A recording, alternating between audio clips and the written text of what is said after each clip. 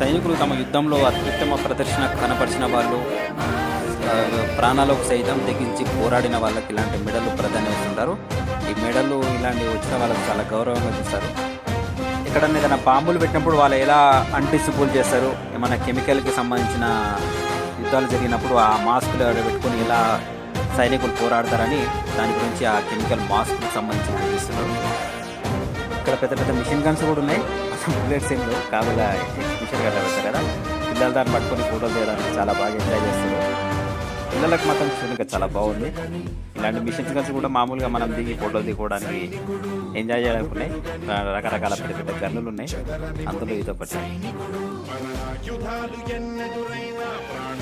ఎదురు పంపేవాడు ఒకడే ఒకడు వాడే సైనికుడు.